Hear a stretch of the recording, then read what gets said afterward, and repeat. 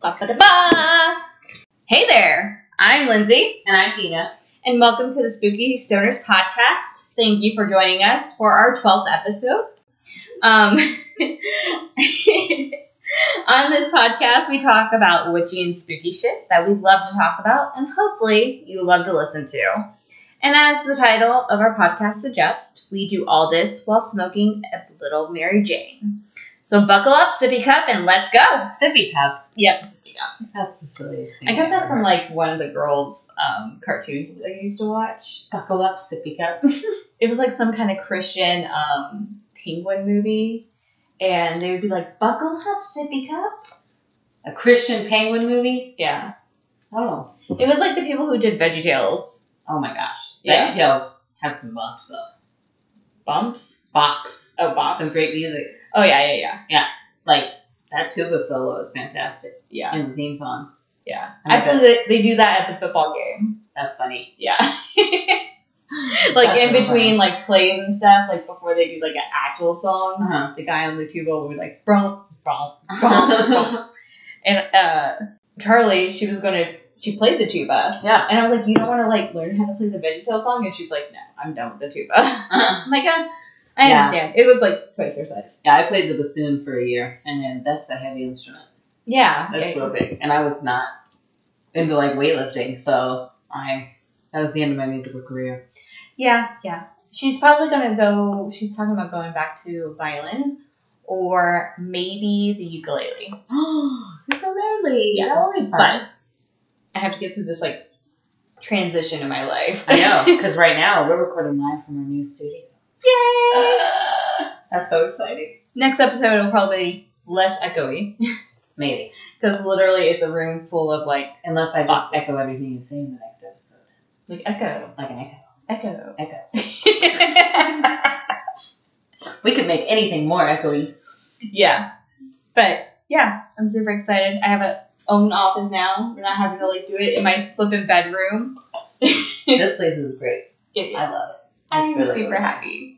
It was a little chaotic, but yeah. And I already burned my sage, even though I learned something. That, like, sage, it comes in, like, that bundle, and it's, like, a sage stick. Like, that's what they say. Like, use the sage stick to, like, you know, do the thing. Mojo thing, you know. Mm-hmm. And so, like, I was trying to do it, and it was not, like, burning. It was going out, like, really fast. And I'm, like, I kept on having to light it, and, like, I Googled it. It's supposedly it's not, like, not a out of the norm thing of people asking what the fuck's going on. Because, a lot of people were asking the same question, and it's just the bundle's too tight, and so just loosen it up. So now I have a bowl of sage. Yeah, you were burning it earlier, and I almost had to leave. Wait, you could have told me. I'm a demon. You could have stopped. Told me to stop. No, I use Palo Santo, usually. Mm-hmm. That's why I gave you that sage. Because I was like, I don't need this. Yeah. I love the smell of it. And actually, when we got the security system installed yesterday, the guy was like, oh, you're burning sage, getting rid of all the negative energy? And I'm like, yep. Oh my gosh. It was just really weird for, like... I know, because you don't think that everyone knows about that anymore. Like, I feel like, especially here in the South, we're so used to, like, not talking about it unless we know the other person is cool with it. Yeah. Because it could go so bad so fast. It's like smoking weed. Right. Exactly. And so it's like when someone else is like, yeah, I understand what you're doing, you're like, oh, shit. What's up? Yeah. Because, like, I had, like, the sage, like, right there by the front door. So, yay. But anyway, it was, like, just very rare. So we talked about what's going on in my life. New house, new place, new studio, new all the things. Anything super fun going on in your life or crazy or whatever? Nope. It's all, like, really personal shit. You're like, no. Yeah. No, it's some of it, actually, I'm going to talk about during my portion. Well, it directly relates. Okay. Dun, dun, dun. Because everything is all about me. Always. All the time. I mean, I literally bought you chocolate today because I was like, Harry Potter chocolate? Yes. Because Denah's coming over. It's just, like, you know, everything is just all about me. So while I wrote notes that can be applied to the general population, it's really all about me. Okay. That's all that matters. Got it. So we don't want spoilers, so we won't talk about it right now. Yeah, but, I mean, I've been just really trying not to burn alive outside. Oh my gosh. Yeah. Because It's bad. It's really bad. I told my mom, I was like, there is no reason why it should be 112 degrees outside unless I'm on the surface of the sun. Yeah, like, it kind of gives me anxiety because it's one of those, like, it's not going to get better things. Like, next summer is going to be just as hot. I don't know. Maybe the ice age will finally hit and then it'll just be really fucking cold. See, I don't like that either. Yeah. I don't like snow. It's wet and it's cold and it's drippy. Yeah. And it's dirty. Yeah. Like, snow's not even fun. I don't understand snow. Y'all people who like snow, have at it. I like looking at snow. I don't even like looking at snow. Like, I might watch a video of some animated snow. Well, that's what I was saying. I was like, I always like do the Hogwarts snow scenes. Yeah, that's fine. On my computer. Yeah. Where I'm not in it. Yeah. Yeah. Snow. But that's why we're in Florida. Yeah, that's why. But also, now it's like, hold on, Florida's like a frying pan. Yeah. Like, wait a sec. Yeah, we can't go, like, to Georgia because it snows in Georgia. Yeah, I'm not doing that. Yeah, no. But also, whew, it's hot. Yeah, it's hot. For sure. It's real hot. Actually, my car is kind of a break from my house. Because the car has, like, the AC that blows directly on you, and it's a small space, and it cools off real quick. Yeah. So, like, it's nice. Because I can get it down to, like, 65 in there. What? Mm-hmm. It's crazy. That car's got a nice little AC. It may wobble when I drive too fast, but that AC blows cold. And that's all that really matters here. Yeah. It will get me down the road, and I'm not hot. I don't care how it looks. I don't care what noises it's making, as long as it goes forward and it's not hot, I'm good. As long as it doesn't explode, because then that would get you really hot. Well, but then I'd be dead, and then I wouldn't have to deal with heat anyway. Yeah, unless just the engine and you get out. Yeah. In this scenario. That would annoy me. Yeah. Anyway. Anywho. Yeah. So tell me something witchy. Okay, I know things. So, the podcast, this one's being released Monday, the 28th of August. On Wednesday, the 30th of August, is a blue supermoon. Oh, nice. It only happens once in a blue moon. Obviously. They only happen actually like once every 2 or 3 years. Sometimes every like 40 or something years, there's 2 blue moons in 1 year. Okay. Just because the lunar cycle is like 29 and a half days and our months are like 30 or 31 days. Yeah. So sometimes there's 2 moons in a calendar month. And sometimes there's not. And sometimes there's not.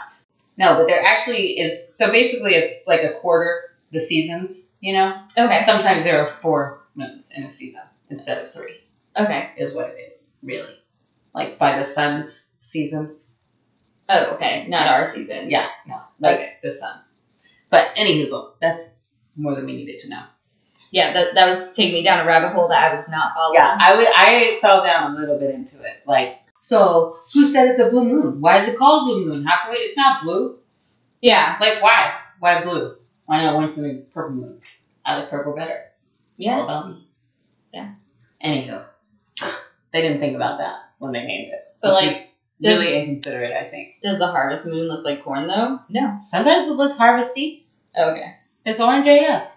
But I'm just saying they could have named it purple moon if they had thought about me. If they had thought ahead. Yeah. A million years ago? Well, it was like 200 years ago. But still, they should have known. Okay. Really. It's just, it makes me upset. But it's fun. Okay. So this specific blue moon that we've got, and we get to bear witness to, is in Pisces, which is always fun, because it's a water sign, so you know what that means. What? Emotions. Yay! All of them. I don't want that. Yes. It's going to be so fun. Along with Mercury retrograde. Uh-huh. Yeah. And it's on Wednesday, which is Mercury's day. Yeah. So, get ready. Triple threat. Yeah. So, we're going to cry.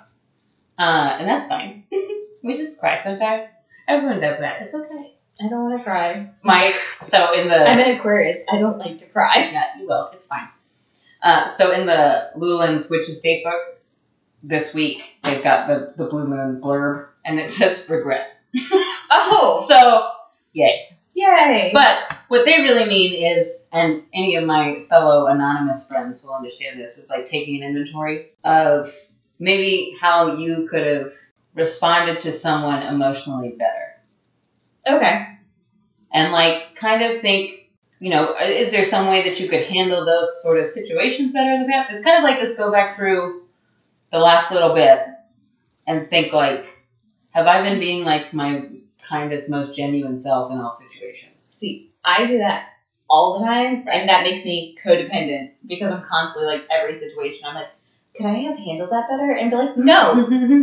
They fucking ran you off the road. Yeah. You can't, you cannot do anything better. And hey, you know what? Sometimes, no, you couldn't have handled that situation better. Fuck them motherfuckers. Yeah. And that's fair. And that's valid.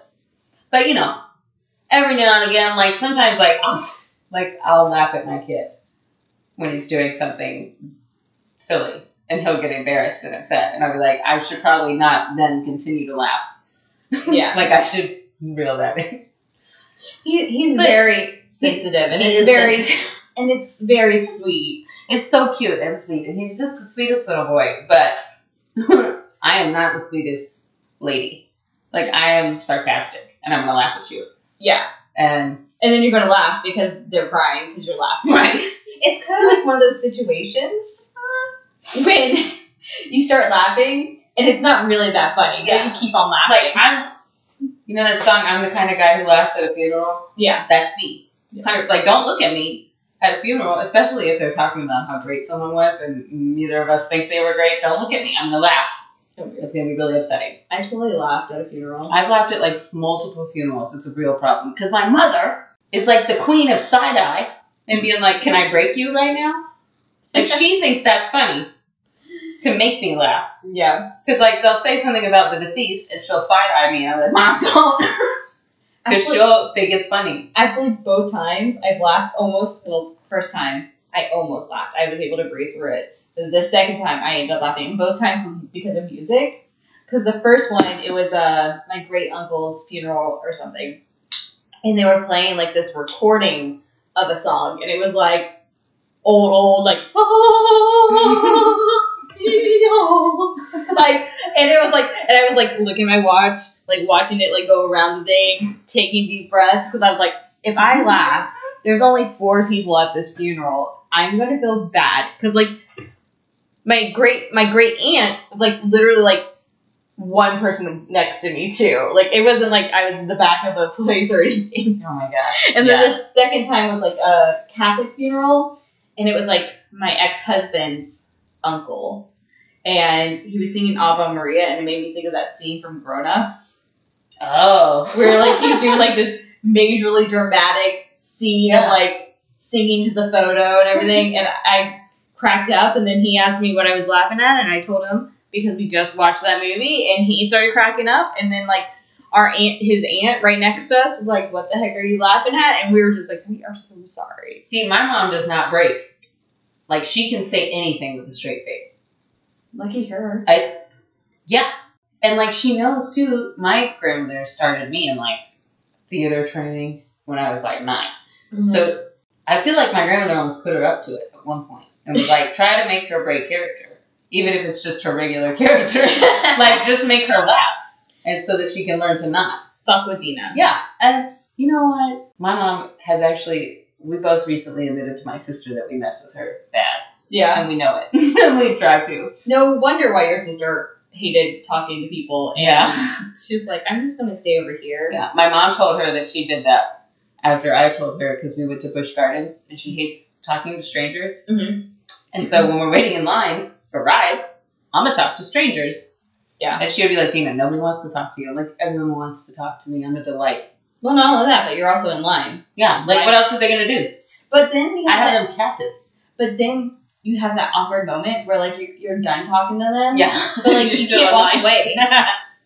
Yeah, and I think that's what she's, like, trying to avoid, is that part. And I'm like, I will talk to them for 40 minutes. Yeah, but what she hates that. There's been lines that were, like, 6 hours. Oh, yeah, no, we weren't doing any of those. Yeah. No. Any hoozle. Back to the Blue Moon. Got it. With regret. So you're regretful of the blue moon. Yeah. No, so it's on Mercury's day in a Mercury retrograde, and it's in Pisces. So that's a lot. That's a lot going on. What does Pisces represent? Pisces is the fish. Oh, okay. It's just another water sign. I mean, you know, Pisces are great, whatever, blah, blah, blah. You're like... I'm trying to think of who we know that's a Pisces. All zodiac signs, except for, like, your zodiac sign, is, like, I guess it's okay. I mean, they all have their merits and their bad things. Just like, like Libras. I mean, Libras are just perfect. So that's not the same. Okay. But like Leos are really fun and big and loud, but also they're really big and loud. Yeah. And it's like, okay. Please be quiet. Yeah. Pisces. I don't know a super ton about Pisces. I know it's a water sign. So there's always some emotion. They're not as emotional as Cancers, and they're not as scary as Scorpios. Oh, okay. So they're kind of like we would call it mutable water sign. They're the regularist of them. Mm-hmm. Give me a second. I'm Googling it real quick. Yeah. You tell me more about my Pisces. So, also though, despite the fact that there's probably going to be some emotions. Oh yeah, totally. Yeah. Pisces people are known for being emotionally sensitive, gracious. Oh, that's a good thing. Yeah. And emotionally aware. So they're emotional. Right. But they're also like, you hurt my feelings, but I realize it's me. Yeah. Oh, okay. So, right, exactly. So, like a Cancer, I think so. I saw one time a Cancer is like a lake, right? Mm-hmm. Like it looks real calm on the surface, but deep down under there may or may not be an eagle. Yeah. And a Scorpio is like a hurricane, and then I think the Pisces was like a babbling brook. Okay. And it's like, it's gentle, it's cool, it's fine, don't slip. Yeah. You'll fall, you'll crack your head open on that rock, but it's fine. Yeah, you're fine. But yeah, so this supermoon is also actually just the closest moon of the whole year. So it's going to be huge. Yeah, it's going to be a sight to see. I would fully recommend going outside if you can. Nice. I think it's going to be raining for us. Oh. Yeah, so we might not get to see it. But or it's going to be a super creepy one with like the clouds. Oh yeah, we can watch a scary movie. That'll be more fun. Yes. Except for I can't watch scary movies now because I just have to sleep by myself. I really want to. I keep seeing a couple of new ones are coming out, and I'm like, ooh, that looks really good for me to watch eventually. Yeah. I don't know. We'll find out. It'll be fine. You're going to be in a nursing home, and you're going to be like, now's the time. Now I can watch all of these movies, finally. Because I have a neighbor right here. I have a nurse out the door. Oh my gosh, my roommate will be like, I don't want to be out of this room. I don't want to be in the same room with her. She's weird. Yeah. So even though this supermoon is, we're going to be emotional, and we want to like kind of take an inventory of making sure that we've been behaving the way we intend to. Okay. But it is still a full moon. So that does mean you can get some shit done. Yeah. You know what I mean? Work on your manifesting and shift from like problem mindset to possibility mindset. Okay. That's what they were saying. The internet was saying like this moon is going to kind of get us out of this funk that we've all been in a little bit. Okay. It's not going to pull us all the way out. We're still going to be in the funk. But it's going to be like, okay, I can see how to get out of it now. Got it. And that's what we're going to put our intentions into this full moon. How do we get out of whatever funk you might find yourself in? Okay. That's what you need to be working on. That's what you need to be manifesting, using your spell work for. For example, personal story time. Okay. Denah will be filling out all of her divorce paperwork and charging them under this moon. Good job. And doing a cord cutting ceremony. Heck yeah. Yes. It's going to be very fun times at my house for this full moon. I'm very excited about it because I'm like, oh. It's like the perfect time. Yeah. Really. Like the full moon, the retrograde, it's like, all right, we are getting rid of old shit. Yeah. And I'm taking my inventory, like, emotionally, am I good with this? Am I sure? Yes, I'm sure. We know. Oh my gosh. But yeah, I'm going to be charging my divorce paperwork under this moon and doing a cord cutting ceremony. Are you going to use any crystals or anything around the divorce papers? I am not sure yet. I was thinking black tourmaline because it's good for protection, and I actually started carrying one about a month before I left. Okay. To protect me from him. Yeah. So I think maybe that exact piece of it that I had in my pocket for the last month that I was with him, I'm going to put there too. Yeah. And then I've been making some protection salt to put around it to because I'm terrified of the whole situation. I know. But it's scary. It will be okay. It will be okay. As someone who has gone through that whole situation, I totally understand. There's no reason to be terrified, but you're still terrified. Yeah. Because your brain likes to go over the possibilities. I think that your brain kind of gets stuck in the relationship and you don't want to piss them off when you're living with them. Yeah. And so now I don't live with him, but I still don't want to piss him off. I'm still scared of him. Well, because like they could still try and like affect your emotions. Right. By like manipulating the situation. Right. And you have to like realize that like there's a boundary. Yep. You don't have to react to what they're doing. You can just like laugh in their face and be like, okay, if you're mad at me, you can take me to court. Mm-hmm. Are you going to take me to court? Probably not, because it's going to cost at least a couple $100 just to get me in front of a judge. So you can be like, what? Yeah. I don't like the way you look at me. That's the biggest thing is there's really not much that person can say. Exactly. At all. Well, like, so yeah. Like, it's just a anxiety thing. But so I'm putting so much intention into it and energy, and it's like, all right, I'm not doing this by myself. I've got all this backing me up. It's fine. It's gonna be great. Yep. And it's funny to me how the universe is like, hey, Denah, here's the exact perfect moment to do that. Yeah. Make it happen. Yeah.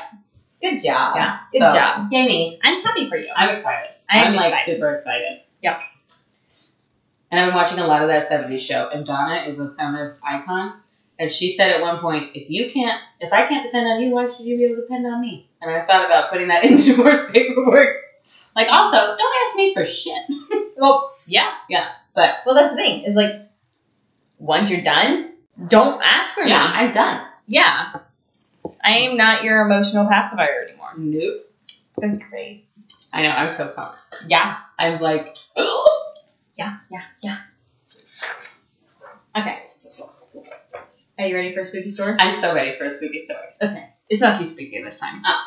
But it kind of like I said, the last couple episodes are going to kind of connect one way or another. Mm-hmm. So today we are going to talk about Valujet Flight 592. So let me just start by saying my story is about a plane crash. So if you are currently on a plane, you might want to pause this episode and come back to it when you are no longer on a plane. Oh, that would be so bad. Yeah. I actually accidentally did that one time. Not on a plane, but I was listening to a Spooky Stonerzzz podcast on the way home. Yeah. And it was after the time change, so it was like dark. Yeah. It was 5:15. You know. Yeah. You know. So it was fall. Yeah. It was like November.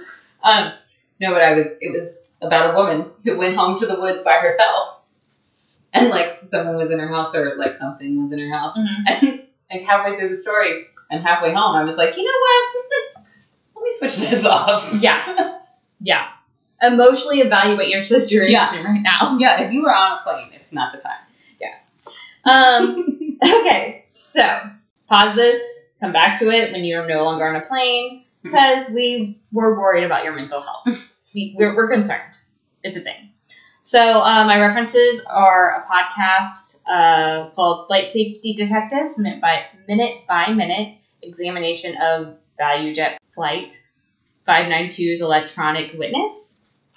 And then on YouTube, there's a video. It's called Mayday, Air Disaster, a failed attempt to escape an inferno, fire in the hole. Oh my gosh. And then good old Wikipedia. So now that I got that disclaimer out of the way, let me jump into the story.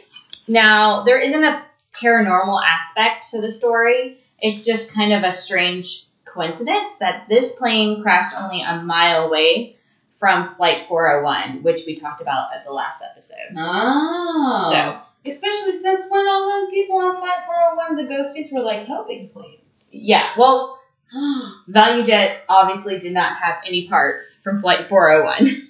Ooh. Or they were bad guys. Yeah. But it... Valujet. Yeah. I mean, not a great name. So it just brings up the question of what's going on in the Everglades that has made it the crash site of two major plane crashes like 25 years apart. Yeah. So, anyway. Valujet was known to be or have cheap flight tickets. It's in the name. Yep. They were so low that people started to take a plane to travel instead of driving. Though these cheap tickets did come with a price, any flight extras such as drinks or snacks you had to pay for. So like no peanuts, no pretzels, no, beverages. But at the same time, like, this flight itself was going from, like, Miami to Atlanta. So it was like... No, that's not that bad. So, like, you would survive. Fine. It's not, like... Yeah. You're not going to Europe. Yeah, no. Oh, my gosh.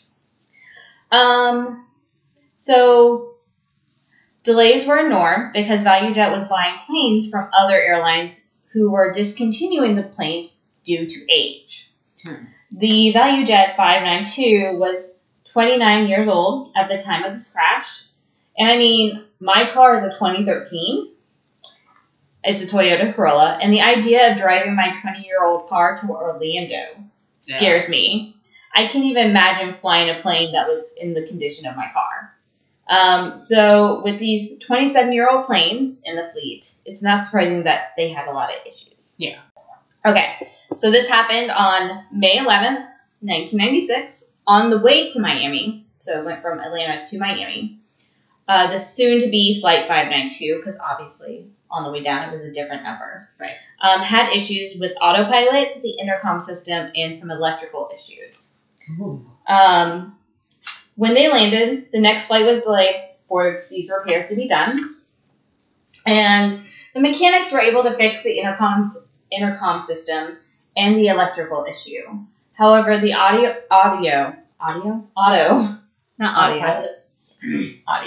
it's a DJ. It's a DJ pilot. Yeah, that would be cool. Put some tunes. Like a Soul Plane. Put some beats on. Remember that movie? Wasn't Snoop Dogg in that movie? I have no idea. It was like, that was a silly movie. Anyway, not autopilot, was going to have to wait till they got back to Atlanta. That's where their hub was. That's where their, like, mechanics, their better mechanics were.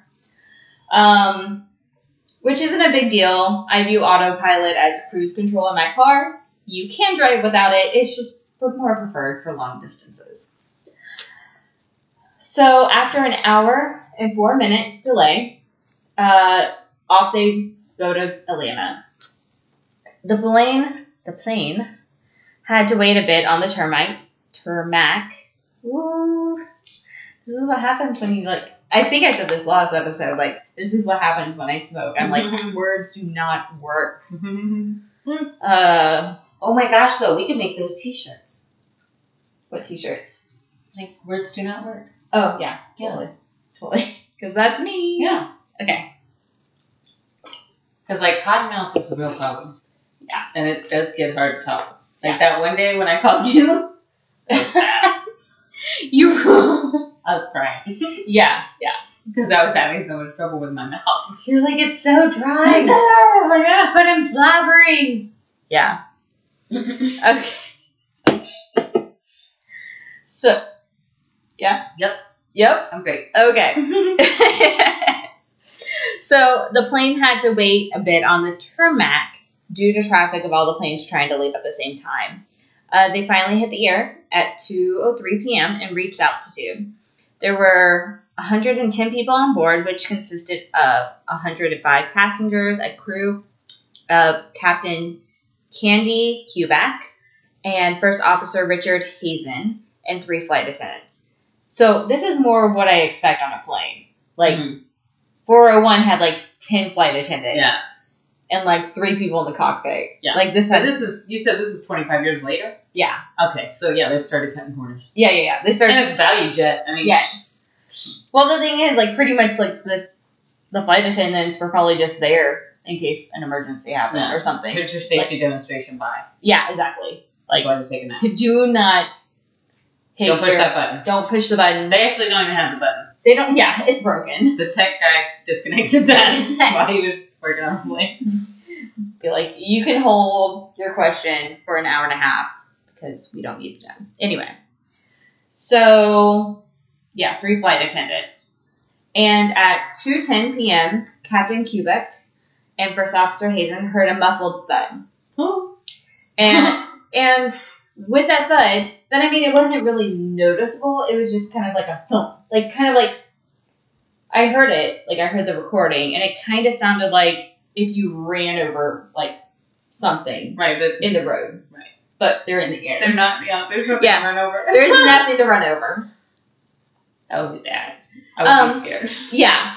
So with that said, well, not only that, but like there's also like turbulence too. So like I don't know. So with that said, Captain Cubic started looking at her equipment to figure out what made that sound. She then says, "We got some electrical problems."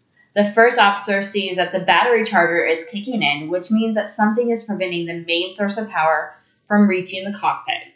They realize at this point they need to go back to Miami before all their equipment shuts down. Yeah. So, already, like, barely in the air, and they're already like, crap, we need to go back. So, another sip.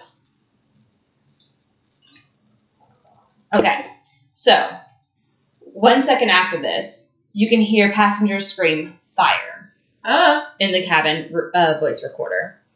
The first officer, Hazen, requests to return to Miami. When the control tower calls back, asking for the reason, First Officer Hazen responds, "Smoke in the cockpit, smoke in the cabin, and things are just getting worse." Now, this reminds me, I literally heard on one of my YouTubers that I follow that like does news. Mm-hmm.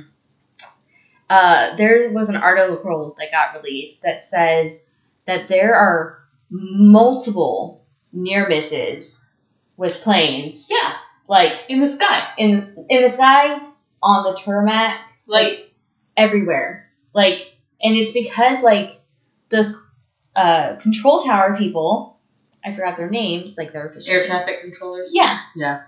They're like so understaffed, and that's been something that's been going on since like I think the Reagan. Oh my gosh. Like thing. I think that'd be a really fun job. Sit up there all day? Yeah. Well, actually, I knew someone who was a traffic controller person, and she like had to like recognize planes by visual. Oh yeah. I'm blind. And so like another friend, he used to like do like little. I have 2 engines, and I'm flying this way, and like I have, and she'd be like. I don't even remember, like, what's your landing gear looking like and stuff, and he would, like, answer, and she'd be like, you're this. It was, like... That's cool, though. But, yeah. It'd be a real fun job, though, if you would sit up there in that tower all day. I mean, you'll be working 12-hour days. Right, but you can watch all the clowns. And then, like, they also have, like, mandatory overtime. They pay him time and a half? I guess. As long as you don't get stuck there like a lighthouse or some shit. No. I don't want to be stuck in that tower. I have not heard of any ghost stories. I bet there are some cool ones, though. I bet they got some. Didn't they? Air traffic controller stories. I bet they see crazy shit. I feel like, I do it. I don't know. I'll check it out. Now I'm torn. Do I want to be an air traffic controller when I grow up, or a middle school librarian? 2 totally opposite things. But both would be a blast. Yeah. I think. I just want to make a middle school library into a haunted house every Halloween. Yeah. And have the kids raise money for books. Yeah. By being scary people. Yeah. And scaring their parents. Yeah. But like... We have the most boss library in the whole world. Because all the kids will be like, yeah, I want to do that. Yeah, that sounds like way too much responsibility to like have to be No, I don't want to be like a teacher. I just want to be the librarian. No, I mean, like, tower controller. Oh, yeah. Like, you literally have people's hands, your like life in your hands. Yeah. And like, you better not be like have an off day or be not on your game. Like, yeah, I better not be there. Yeah. We'll stick with that sounds librarian. Like yeah, exactly. That sounds better to me. Anyway, okay, so back to our story. Smoke is in the cockpit. Smoke is in the cabin. The flight attendant radioed the cockpit or came into the cockpit, depending on what source you're reading, and said that people were having trouble breathing and asked Captain Cubic to drop the oxygen mask, which Captain Cubic didn't do, probably knowing that adding oxygen to the fire was going to make things worse. Yeah, that's true. Yeah, well... You don't want to have oxygen going through those hoses if there's fire nearby. Yeah, exactly. Because it'll explode. Well, it will just make it bigger. Yeah. It'll feed the... You know, it's like throwing a fucking firecracker on it, probably. That's a bad idea. So Captain Cubic tries to descend, however, the left engine is not responding. She is an experienced pilot. She has 8,928 total flight hours throughout her career. Good for her. I know. She's in like... the 90s? Hell yeah. Yeah. Get it, girl. And women flight attendants, not flight attendants. Oh, pilots were like not a thing. Yeah, like especially a woman named Candy. Good for her. Yeah, like, and they were actually. That's a hard thing. Yeah, like showing up to a job interview and being like, "Hi, I'm Candy." Yeah, like it's not terrible, and these days no one should judge you for it. But in the 90s, yeah, they'd be like, "You're supposed to be." Yeah, is that your real name? Yeah, exactly. And something bad. This is just such a sad story, and I wish that I had like some kind of like spooky thing to go with it to kind of make it like a little bit more lighthearted. But it was her birthday the day before. Aww. Poor Candy. And they like decorated the cockpit like with streamers and stuff to like kind of celebrate. Yeah, it was really Anyway, so yeah, Candy, awesome. Feminist icon. Yeah, exactly. So even though the left engine wasn't responding, she was able to use other sources to get the plane going back in the right direction. Okay. Captain Kubik knows that there's no way they're going to make it to Miami, and has First Officer Hazen ask the control tower for a closer airstrip.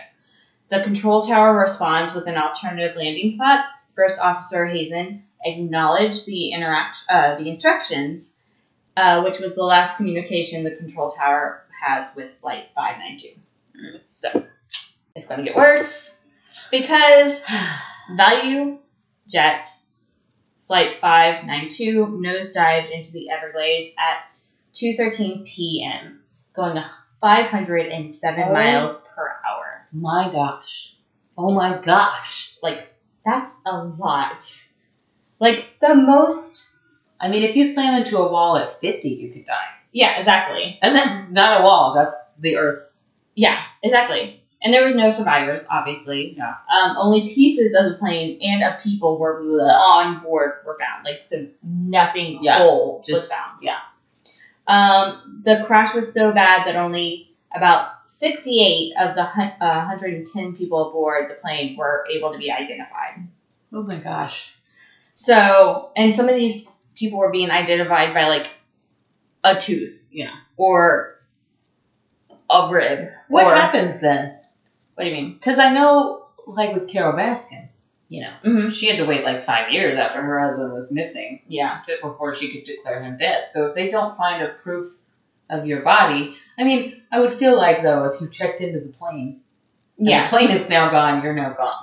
Yeah. So, like, for insurance purposes, though, that makes me wonder. Well, I think it's only, like, 24 hours. They were just like, there's no survivors. Yeah. And I think since it's from the FAA, I think that's what it is. Yeah.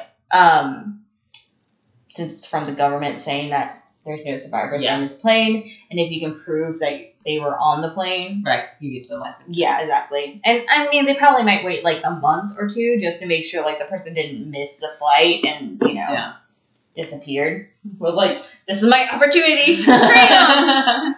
Oh my god. That would... No child support for you. That would be so bad. The other people are actually just in Mexico. It was a whole plan. Yeah. There were survivors. All 110. They just went to Mexico. They are now living their best lives in Guatemala. Yeah, exactly. We could just pretend that.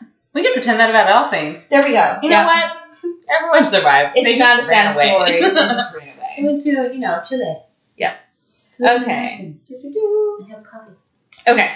So as with Flight 409, getting to the wreckage was difficult for the rescue crew and later the investigation team. The only way out there was by helicopter or airboat, not airport, airboat. As they were searching for parts, they would have one person in the water searching and a sharpshooter on the airboat to shoot an alligator that came near. Yep. That's not surprising. Yeah, exactly. We live in Florida. Yeah. Yeah, exactly. Oh my gosh. My mom showed me a picture of an alligator that was in a pool, and it was like in Okaloosa County. So like real near. Oh yeah, no, they have them down at the end of my road, that boat ramp. Yeah. They all the time. People post. There's 12 alligator down there. Yeah, it was swim. Yeah, it was like in their pool. Yeah. And I was like, oh. I know. I freak out about my pool. I'm always scared there's gonna be like a moccasin in there. Just check before you jump in? Oh, I do. But yeah, I mean, I feel like, what am I gonna do about it if there is one in there? leave? I don't know. Call animal control? Can you do that? I guess no, because I think actually no, because I've heard of people around me calling about the bears, and they say to send your dog out. Well, you can't send your dog out to a water moccasin. Right, exactly. So, but I mean, also, I'm not sending my dog out to a bear. Yeah. That ain't my job. That ain't my dog's job. Yeah. That's y'all's job. Yeah, they're probably just like, you're in the woods. Yeah, that's basically exactly. That's what you signed up for. Right. So they kind of don't care about us out there. Yeah. They're just like, oh, well, shoot it. I don't know. Yeah. You got a gun? I don't. No. I need to get I'm going to get a taser. Yeah. Wait, didn't we say that, like, me, you, and one of the other ladies that we hang out with, we were going to go do, like, a gun safety course? Oh, and, yeah, like, we could. We need to so do that still. Yeah. A self-defense course. I want to do that. Yes. Yeah, I'm down. Especially once it gets cold. And it's, like, dark at night. Yeah. Or in the afternoon. Getting out and doing something will be helpful. Yeah. Of not having sunlight. Yeah. Yeah. Because I get seasonal depression bad, so I'm going to need things to do. So, basically, we're just going to have to, like, keep you busy. Yes. Got it. Make your plans now, because after October, it's going to be cry time. Well, now that I'm, like, a little bit closer to you, I'll just be like, come over for dinner. Yeah, exactly. Okay, so they would shoot at alligators if they came near, but piece by piece, they were able to uncover the reason why Valujet Flight 592 caught on fire and crashed. So, cigarettes. This was the 90s. They didn't have smoking sections. Oh. Maybe Flight 409 might have had that issue. So investigators were able to find both black boxes on the plane. One box carried the technical information like the speed, altitude of the plane, oxygen, air pressure information, stuff like that. And then the other box had the voice recording of the flight crew. So they were able, they also had a load sheet for the flight, so they were able to see the items that were loaded in the hold of the plane, the cargo hold.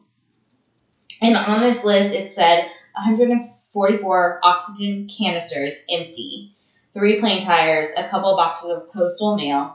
That sucks for whoever was supposed to get that mail, right? Oh my gosh, I never even thought about that. Yeah. Because they put mail on planes all the time. Like, you did not get that, like, check. Oh my goodness gracious, that would piss me off. Yeah. Along with passengers' luggage.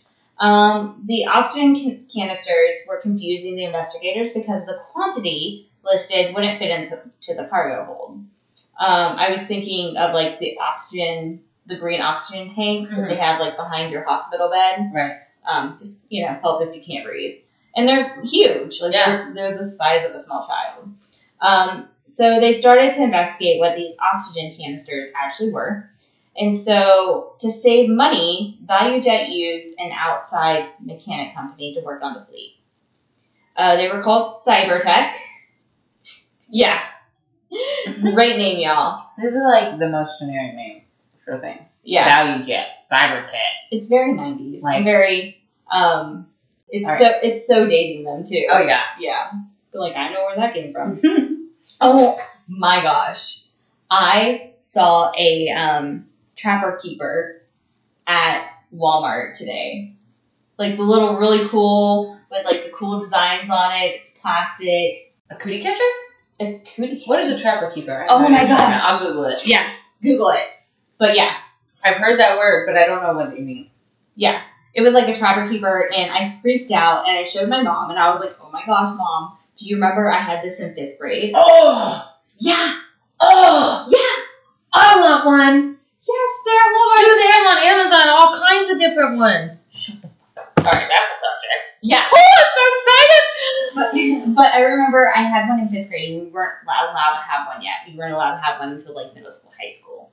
And I had one, and I tried to put, like, a whole room of fucking... Sorry. Yeah. I tried to put, like, a whole rim of, like, paper in it. Yeah. And obviously it couldn't hold it, right. And so then it, like, my Trapper Keeper exploded. Oh my gosh, I'm so excited. And my teacher, like, totally, like, got on to me and was like, that's why y'all shouldn't have Trapper Keepers, blah, blah, blah, and caused a lot of anxiety. Because I was just like, I was just trying to be organized. So anyway. I'm on Amazon now.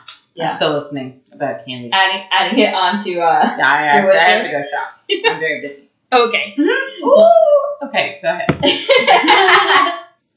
Okay, so yes, it aged not so well. The names. Okay.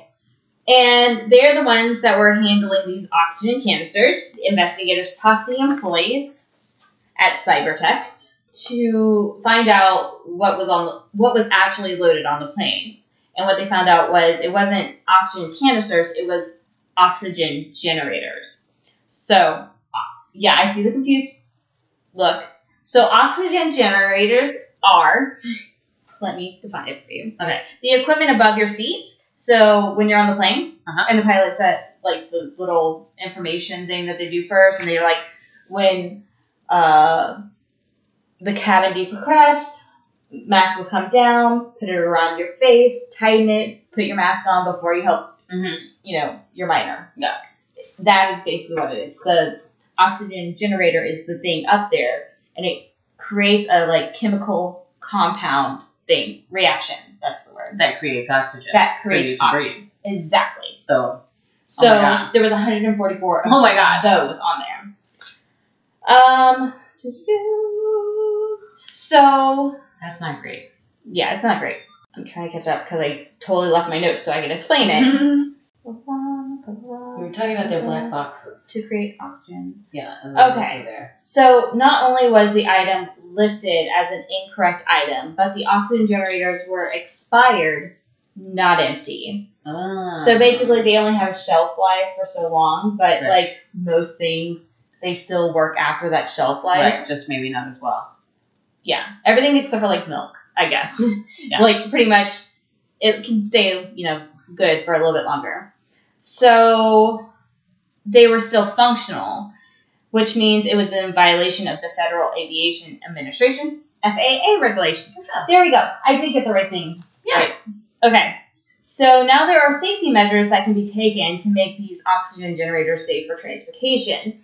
They could have been emptied, or there is a safety cap that could be added to prevent the oxygen generators from being activated. Sadly, Cybertech didn't have these caps, and instead of emptying the oxygen generators, they just cut the string or taped the string to the canister. The string is what pulled to activate the chemical reaction to create oxygen. But without these safety caps, the string could still be pulled, and oxygen can still be created. On top of these canisters creating oxygen, the chemical reaction in the canisters create the containers to get really hot too. Yeah. I think they were saying like over 100 degrees. Yeah. So outside right now.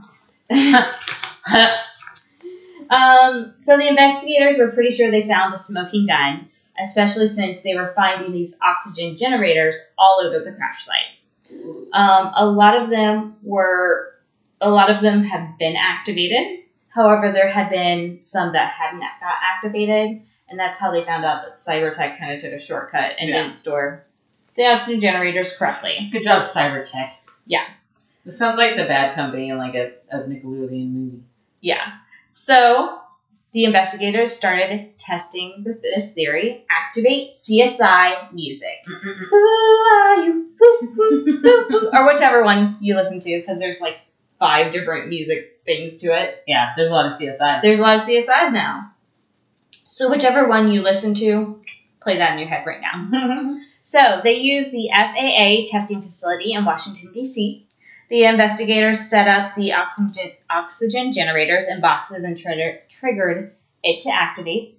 And even though the oxygen generators did not cause the cardboard... And even though the oxygen generator did cause the cardboard box to catch on fire, it didn't cause a chain reaction they were expecting. Mm-hmm. So only 1 or 2 started to catch on fire, but everything else didn't blow up. Yeah, exactly. Yeah. It didn't cause the effect that happened on the plane. Right. So they did another test. This time, they not only had the cardboard boxes with the oxygen generators, they also set up airplane tires around it, luggage, boxes of mail, kind of adding more fuel to the fire. This time they got the reaction they needed. The oxygen generator was activated. The fire from the cardboard box caused the luggage and letters to catch on fire, which then caused the tire to catch on fire and pop. The heat from this fire was so hot that the equipment couldn't even register it. And that is saying something since the equipment was set to measure temperatures up to 3,000 degrees. Oh my goodness gracious. Yeah, so definitely hotter than it is outside. Wow. So them people... Yeah. So, though the investigators believe that the temperature was closer to 12,000 degrees because the stainless steel seats that were on the plane were found at the crash site and they were melted. Oh my gosh. So, yeah, definitely welding. You gotta think like you use stainless steel pots and pans. Yeah, exactly. And it melted. Yeah, exactly. And it was a seat. Yeah. It wasn't a thin cotton pan. Yeah, it was like thick metal. A hunk of metal. Yeah. And then also the investigators almost caught the testing facility on fire before they put the fire out because that's how crazy this fire was. So yeah, there's that. And a very hot fire was on the plane. Yeah. So this is what the investigators put together on what happened on Valujet Flight 592. When the plane was either on the tarmac, is that the right word? Tarmac? Yeah, okay. Yeah. For some reason it sounds weird in my mouth now.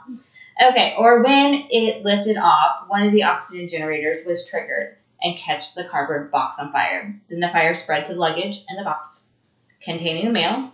The heat from the fire caused the other oxygen generators to release more oxygen in the area and fed the fire. Yeah. Lastly, the tire caught on fire and popped, which Captain Kubik and First Officer Hazen heard. Oh, the thud. The thud. Oh. But at this point, it was too late to do anything. Yeah. The toxic smoke started to enter the cabin. The fire was burning through the wires that communicated information from the cockpit to the engine and wings of the plane. The fire started to burn through the cabin floor and melted the seats. It is believed that once people started to breathe the toxic smoke, they became unconscious. This includes the pilots, once the smoke reached the cockpit. And this is confirmed from the total silence on the voice recorder before the crash. And all you can hear is like the rush of wind through the plane because the plane was going 507 miles per hour. So you could hear it through the voice recorder.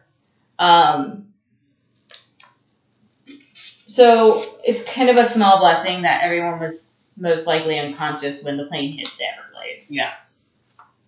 So on Flight Safety Detectives podcast, one of my references, they said that the only thing that the pilots could have done to maybe be able to land the plane was, one, tell the control tower that there was an emergency. That way they would have the total attention of the control tower person. Yeah. So they could have just said the word, this is an emergency. They could have said fire. Yeah. Because all he said was smoke in the cabin. Yeah. And there's multiple things that could cause smoke in the cabin. It's not necessarily fire. Yeah. I mean, I'm burning sage right now. Yeah. There's smoke. Yeah. I actually was a little bit concerned. So, the second thing that they could have done was for Captain Kubik and First Officer Hazen to put their oxygen mask on so they wouldn't go unconscious due to the flames. Yeah. Or fumes. But I'm not sure how much that would have helped because the fire was spreading so fast and they're still spiraling out of control to the ground. Yeah, and the pilots only had 10 seconds from where they heard the thud and the fire started to spread through the cabin. So I'm not sure that these two things would have actually helped anyone survive. Yeah. What they could have done is not worked for that company. True. That's how everyone could have survived that. Yeah. For Valujet not to be a thing. Yeah. Or a cyber tech. Fuck them. Yeah, exactly. And the thing is, like, the whole cyber tech thing, I don't know if I put this in my notes or not. I don't think so. I don't see anything.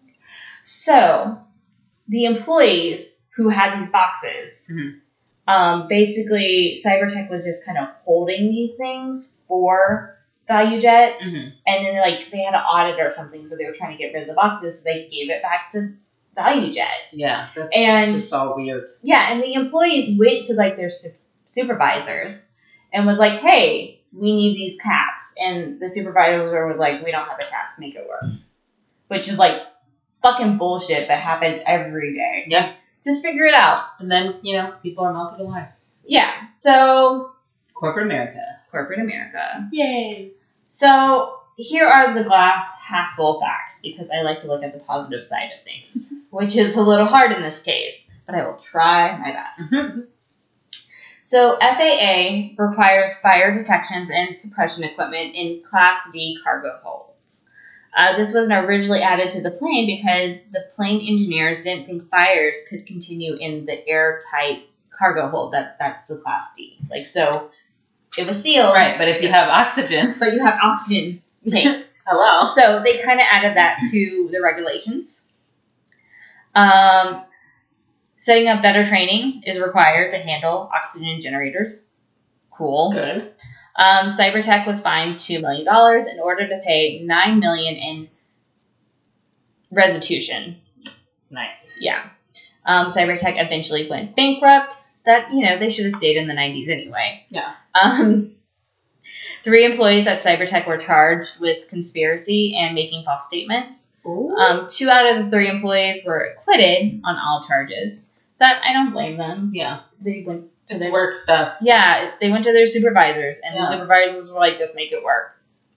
So, the remaining 3rd employee jumped bail and is now a fugitive. Oh. Because he was in Mexico.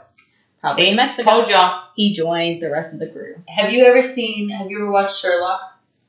Oh, which one? The one with Benedict Cumberbatch. Yes. So, it's been a while. One of the episodes, there's a man who fakes his own death, and the company, the car rental company or something, like helps him relocate. Oh. And helps him fake his death. And then they split the life insurance with the wife. I'm going to have to watch that again. Because I love Sherlock. Yeah. I love all the Sherlocks. Yeah. But that's what that sounds like to me. Yeah, okay, that's what happened. That's what happened. They're all fine. Yeah. Let's see. Candy's on a beach somewhere. Yep. She's enjoying her next birthday. Yeah. Having a mojito.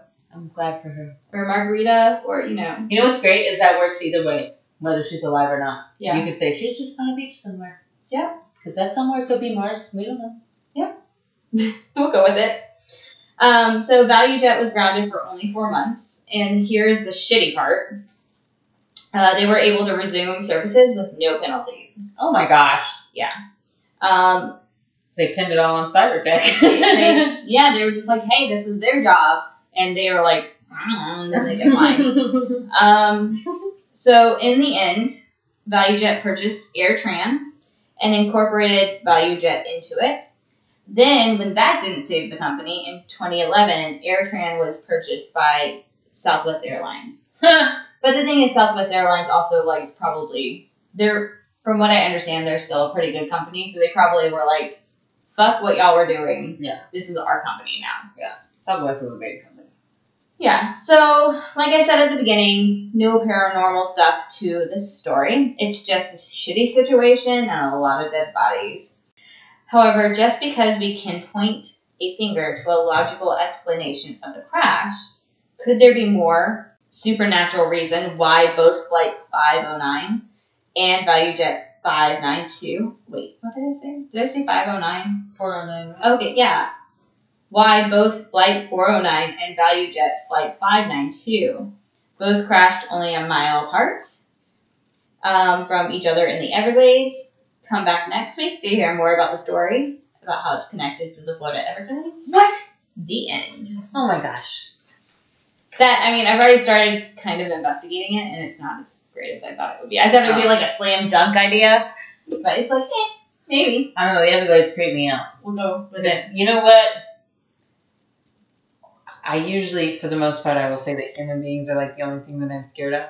But places like the Everglades that have not been touched by humans, who knows? Yeah. Like, who freaking knows? Yeah. Could be some real ancient creepy shit out there. Yeah. And I don't even know. Well, there's already alligators and water moccasins. That's a good enough reason to, mind your business about the Everglades. Yeah. But then everything else that, Mother Nature, that could be one of her, hotspots. And I might not need to go see Mother Nature in person. Yeah. She might be like, hey, I'll kill you. Yeah. She says that to people every day. Yep. So, all the hurricanes. Yeah. It's just crazy. All the tornadoes, all the fucking Maui 4,000 degrees outside. Yeah. Mother Nature loves us, but also she will murder us. Yep. And I'm not trying to mess with her. She's a little moody right now. Yeah. Same girl. Yeah. Anyways, well, thank you for joining us. We drop a new episode every Monday, so hit the dispensary or your plug and meet us back here next week for more true crime, paranormal, metaphysical, and new age shit. In the meantime, check out our Instagram, the Spooky Stonerzzz Podcast. That's Stonerzzz with 3 Z's. If you'd like to contact us about your personal true crime or cream, true crime. True cream. It's a typo. It's a cream of the crop. Yeah. We're that good now. Yeah. You can email us at the Spooky Stonerzzz Podcast at gmail.com. Again, that is Stonerzzz with 3 Z's. So, wee. We'll see you next Monday. And in the meantime, keep smoking, Spooky Stonerzzz. I think I should just pronounce all typos right now. That's better. Please don't. Have a great night, y'all. Or day.